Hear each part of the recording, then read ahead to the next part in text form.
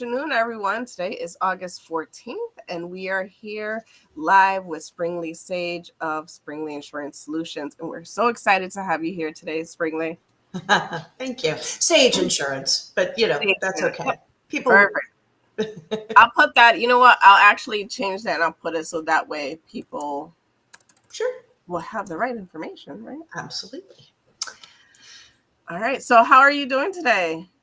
I am doing really well, actually. I came back from a conference in Texas last week, so they had, weather that was in the low hundreds. And so to come back here, even though it's warm and hot for us, absolutely lovely and so green and so green. It's like a little cool down, right? It is. So let me introduce the audience to you today. Springli Sage is a 27-year veteran insurance agent who works throughout Connecticut helping people with Medicare and health insurance. After receiving a classic liberal arts education from Central, she began her insurance career temping for Nationwide Insurance in 1997.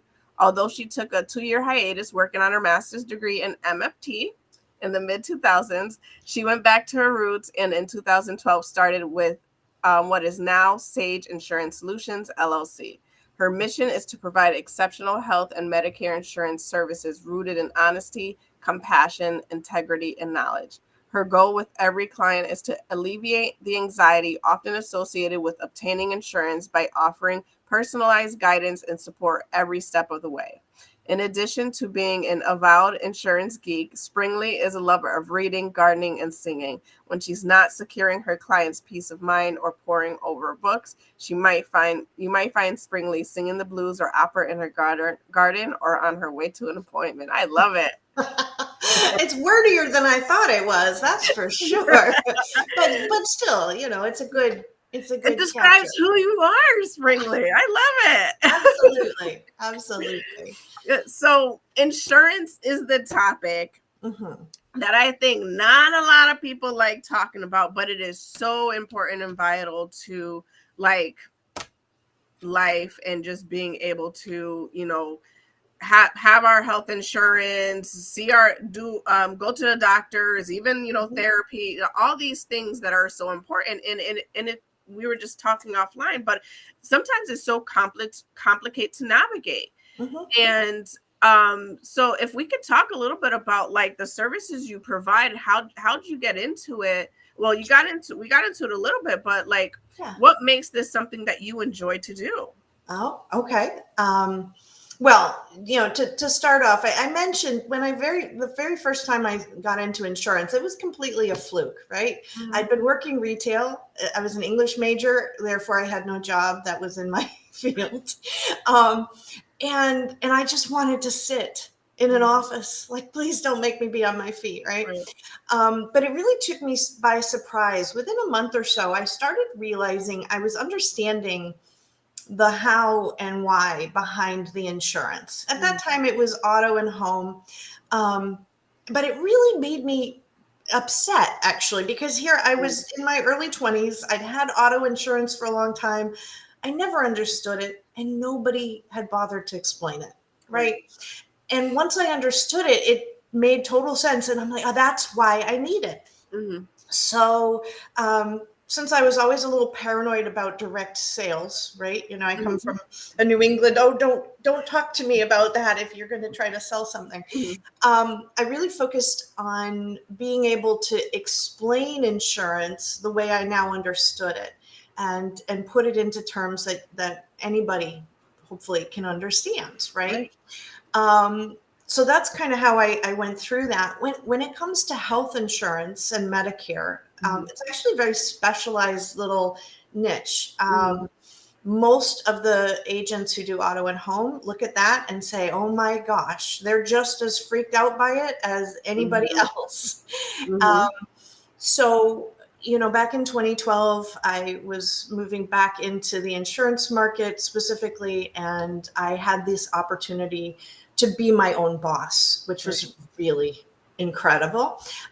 It was very slow in the beginning because, it takes a while to build up. But what I found was that I had a knack for this particular thing. So I actually did work at Access Health, which is our Connecticut exchange. If you have anybody who's outside of Connecticut watching, that's like the healthcare.gov.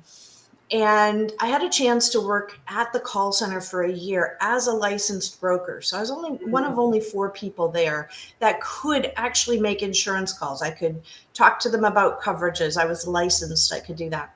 Right. And it really helped me hone my ability again to create ways to describe insurance that people would understand. Right. So when I left that position, because they were migrating away from the model, and I also opened up into the Medicare space. So Medicare, for those of you who don't know, once you turn 64, if you're not working full time, Medicare is your health insurance, and it's your health insurance for the rest of your life. People under 65 sometimes get it if they're on disability. It happens actually very suddenly. They get their disability 24 months after the date. All of a sudden, they have a Medicare card. Right. So that the industry is very regulated. We have to make sure that we're really, careful not to take advantage of anybody. Really, the customer is in charge. But because of that, sometimes it's hard to get specific answers. Mm-hmm. You just call, they're going to give you the most generalized answer. So one of the things I do is I'm available for answers. Mm-hmm. Okay. I don't charge my clients for my services. I do get paid on commission if we eventually figure out what way to go, but I'm an independent broker. So I really try to keep all the options on the table. So that being said, I get a lot of satisfaction from people who are just calling because they don't know what to do. Right. Simply I have the knowledge of how the systems work. I have the knowledge of how the plans work, and I can help them understand. And then they're making choices, right? I'm empowering them to have a say. So it's never one size fits all. It's, oh, well, you have to have this and this and this. It's a very individual process. And I like that because, for a lot of us, we want to have almost like that relationship is the relationship building, right? And some people may not care about that, but I know as I get older, I'm just like, yeah, I want to know who I'm talking to. And it's easier that if I have a question, I can just call up and say, hey, and the person knows you. Right. Because then it makes it more authentic, and the personalized care and needs and what you're looking for. And I think that makes it so much more helpful when you have a relationship with your insurance broker to be able to have to do this. And I ended up having an insurance broker before, and before that, I don't think I ever heard of it. Right. And so it's like, I don't know how many people out there really know that you can have somebody who can really individualize some of those needs. So how can people find you, first off? Well, so I personally am available. Certainly, I have my website and such that I think you're going to post later, unless you need me to read it out. Okay. But you kind of have to, you're going online at these days, right? You're Googling, if not me, somebody in your area. You're looking for health insurance agent or Medicare agent. One of the problems, well, I consider it a problem for a lot of people, is that there are so many ads that are sponsored by the insurance companies themselves. Right. There are so many things on television. There's 800 numbers. Call this and they'll give you the moon, right? They'll give you all these free plans and this and that.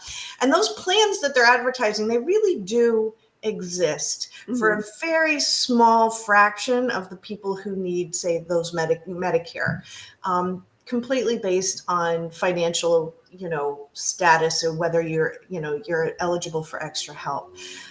So what I tell people is, either you're coming and you're looking for me specifically, or you want to look online. You want to make sure that anybody you talk to, they do have a website. Are they on Facebook? Are they on Instagram? Are they active? right? Because there's a lot of people who got into it, and you may not know this, but insurance, we make commission, and we continue to get paid as a commission, a small commission, as you continue on. They're kind of paying us to stay available. But if you are not licensed, you don't get paid anymore. So people who have left the business will stay there, and they'll seem like they're really in business. Right. Just so they keep getting those residuals. So you do want to make sure that people are actively out there in the community if you can, and know what they're doing.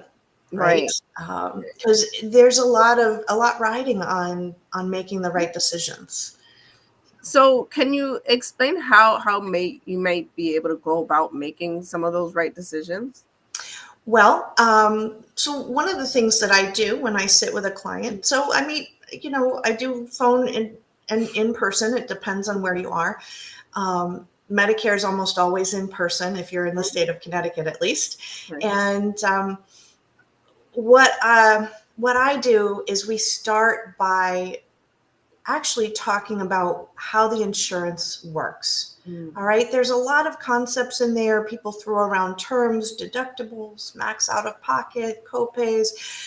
Let's start with a refresher there, because even though you might know what a deductible is when your car insurance, it's a little different, right? So I start with the basics, just a review, but then also individually we look at, okay, which medications are you on? Are you on prescriptions? Are they expensive or are they generic? Do you see specialists? There are no restrictions now about pre-existing conditions. Right. There's no harm in sharing what's going on with you, with your agent. Does help us make a decision, or at least a direction. Right. So I look at that. Are your doctors in the network with the plans that we're doing? I look those up, right? I look up the medications. What tier is that? What are the copays? Because you may not have a lot of carriers to choose from, but if everything else is equal, but your doctor takes one and not the other, you want to stay with your doctor, right? Right. So that's a lot of what I spend my time doing, with between the education and then looking under the specific needs of a person. In terms of navigating, so Access Health here in Connecticut, or healthcare.gov, we're looking at your taxable income, simply because your tax credit eligibility is what makes it affordable, right? Okay. And so, and there's a lot of things out there. It didn't used to be that everybody could be eligible for a tax credit because there was a cutoff. Oh, Right. you make this much, 400% of the poverty line, no help for you. Right. Could be a $5 over, and you would lose all that access. So that actually went away back in 2021. So the infrastructure, actually the American Rescue Act, first of all, made it a sliding scale. So we're, if insurance is expensive enough, it doesn't matter how much you're making, you're going to get some help. Right. If you're making hundreds of thousands of dollars, probably not, but okay. And then that was extended in the Infrastructure Act. So it actually comes up at the end of next year, needs to be renewed. So make sure that everybody's voting, because you don't want to have to pay those prices. No. But so that's a little bit about what I do. I go through, what are you eligible for? What are your needs? And what are you comfortable with? Right.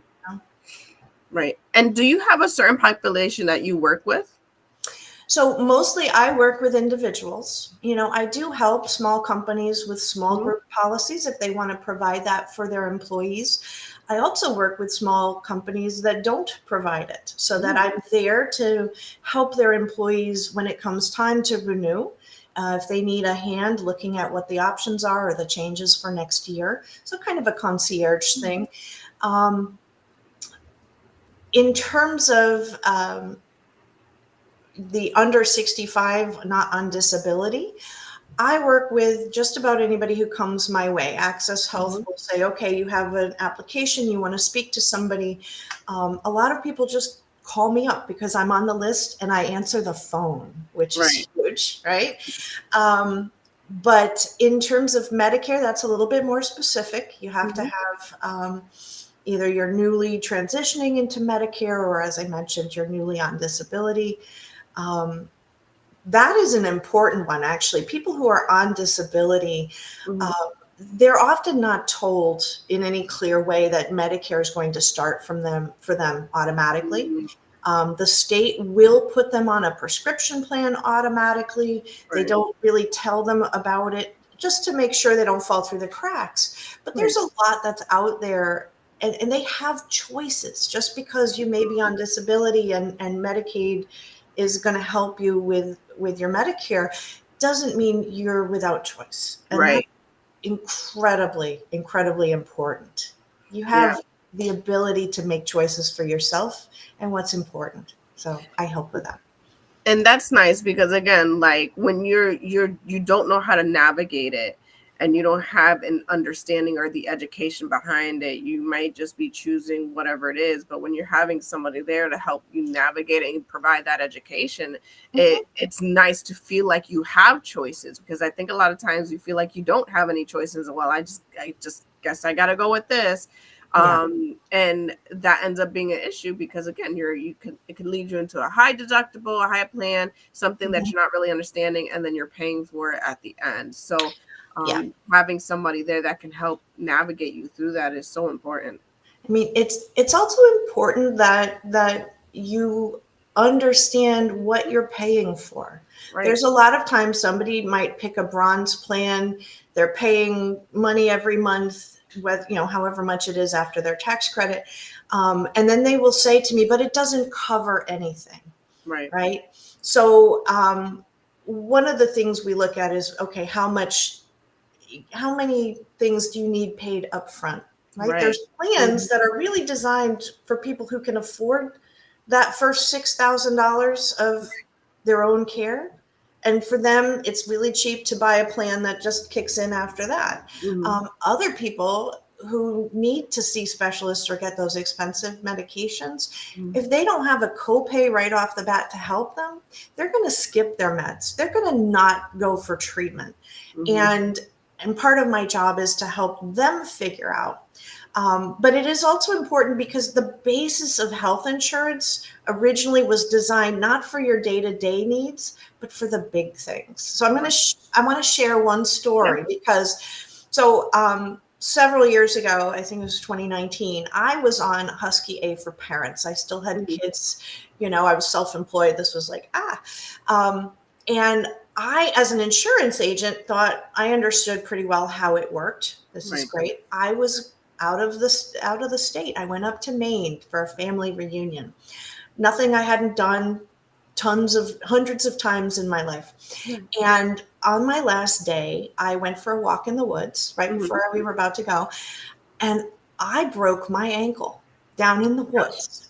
Okay. Mhm. So it's very exciting, right? I mean, I did it really well. Any point that connected So your good. oh yeah, no. And they had to send the team down there. I had to be hauled up out of the woods, right? So I'm at a hospital. I said, well, I twisted my right ankle, and I think I'm pretty sure I broke the left because it was Mhm. just one of those things. And they said, well, the good news is, yes, you sprained your right ankle. So there I am. I'm out of state. They said they're very nice, but they said, we don't work directly with out of state Medicaid. Mm. Okay, well, it's an emergency. Generally, emergencies are going to be covered on regular insurance. So I said, oh, fine. I don't want to have to drive back to Connecticut with my broken ankle, which Right. was an option that was given to me. Mhm. Let's drive for several hours and keep You know, that, on a broken ankle and all. uh, you know. Um, and I said, please don't make me do that. And they said, Mhm. we'll take care of it. So I was there for 4 days Wow. because it was Memorial Day. So a lot Mhm. of people apparently fell and broke hips and Oh my such on gosh. that day. These were older people with conditions, right? Mhm. And so they got prioritized for their surgery before me. Mhm. I was the healthiest broken person there. So Right. okay, that's fine. Right. I go through the surgery. Everybody's wonderful. I come back to Connecticut and I call Husky. Okay, this has happened to me. How do I get the bills to you so that it can be taken care of. It's an emergency, right? And what I was told was, well, we don't reimburse anything that's not in the network. Oh my gosh. And I said, but it's an emergency. Right. How was I supposed to get back to the network? Well, you can ask them to join our network. They can apply to join the Husky network so that we can take care of that bill. Oh my gosh. And that wasn't an option. I mean, they were very clear. They Right. didn't work with out-of-state Medicaid. That's fine. And I ended up having to negotiate that bill. All right. So I pay $50 a month because they're very nice people, right? It's not on my credit. Thank you. I have 68 years to go. Oh my God. I had a $43,000 bill. Wow. I tell you this partly because if anybody's on Husky, you want to make sure that you have some travel insurance when you go out of the state. But also because if I'd had travel insurance or if I had commercial insurance, my responsibility would have been cut off at, say, $9,000. And that would be an ouch. That would be still something to negotiate and stressful. But it wouldn't be the rest of my life. Right. And so even the plans that don't seem to cover a lot up front for those day-to-day, I'm going to the doctors, they are still there against those huge bills. So that's my public service message is you are actually buying something that's worth it. And it never seems like it up front, but I don't think I would have ever thought about that. And when you're going out of state or, potentially even out of a country, it's like, if something were to happen to you, am I covered through my insurance? Yeah. Now, I will tell you that the commercial insurance policies will say your emergencies, the emergency room and the walk-in urgent care, those are going to be covered as in-network wherever you are in the country. Okay. Right. It's just, but not Medicaid. Be careful with Medicaid. But you're right, out of the country, all bets are off. Yeah. Everybody else has a national healthcare system that they're using. You're the weird one with no help. Wow. So thank you for sharing that, because that might potentially help somebody, or at least have somebody to follow back up on that. There you go. So is there any other information that you would like to share with the audience? Well, sure. So I know that you work a lot with other therapists, right? So hopefully in the audience, I do want to encourage you as you're getting into the Medicare space. I know that Medicare's recently opened up the eligibility for mental health. It's very tempting once you're in to just kind of go with original Medicare. Original Medicare seems very straightforward. For the providers, it is, right? Medicare is going to pay 80%. That's really, there's not a lot of oversight. But I want to tell people that there's a huge hole with that, for people who cannot afford a supplement plan, which in Connecticut on average is going to cost about $3,000 a year.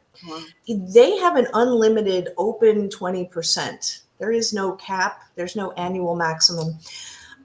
So it's important, if you can stomach it, to look at the private insurance options like the Advantage plans, Plan C. Not because they're easy to navigate, but it's where your clients are going to be. And I can't tell you how disappointing it is for people when, my therapist isn't in network. Okay, well, let's see what we can do. Let's get you a PPO, something that goes out of the network, but it's a lot of hassle. So, I totally get both sides of it. But if you have questions about how to meet your clients where they are, that's also something I'm always happy to talk about.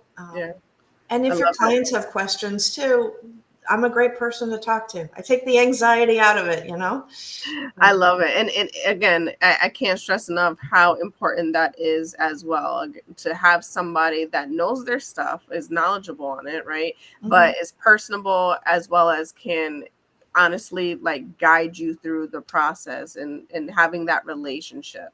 So, anytime I have something, I'm just like, no, we want to get to know who who is kind of helping us navigate what we need to in our lives, right? In our journey, because Yeah. I'm just not going to go with someone who it's like general is like for the mass. And I like to keep it very personal because Specific. I It's how like I to, make my mark in the world. It's kind yeah, of one person at a time. So yeah, I love it. I love it. Great. And you have social media handles that people can follow you on? I do, and it would be very helpful if I knew those right off at the top of my head. But maybe we can post it on the follow up. We can But definitely you do can that. find me. So I'm Sage Insurance for insurance for Connecticut. You'll find me Springli Sage. I'm kind of all over the place. Springli is my first name. A lot of people don't realize that, but. And I'm on LinkedIn and Instagram. I don't follow what used to be Twitter, never did, but okay. So, but I'm also there you can Google my business. I have a physical office in Tolland, and I work virtually all around. And for Medicare, as I said, I'll drive all over the state just to see people where they are comfortable. Love it, love it. And then I will post up her on the comments. I'll do the website and we'll get the social Social media media. handles as well, Thank so you. that everybody can follow and and give her a call. Love her, great person, personable. And if you want that relationship and helping and somebody navigating you through the process, especially open enrollment is what, in a couple months, right? Right. So the Medicare annual enrollment starts October 15th and runs for 7 weeks through December 7th. And anybody on Medicare can make a change during that time. There may be some limitations based on the state you live in, but this is when you really want to focus in. And there are big changes happening next year. So if you're already on Medicare, if you don't know who your agent is or they're not in contact, you want to reach out. For the under 65, if you're going through the health markets, not health markets, Access Health CT or the healthcare.gov, it opens November 1st and will run usually through January 15th. But if you want to have your insurance in place for January 1st, you have until December 15th to get that taken care of. Nice. Thank you so much for joining us here today, Springli. I truly Well, appreciate your time. And everybody else, this is Mary Ann from Transforming Hearts PLLC, and we'll see you guys soon.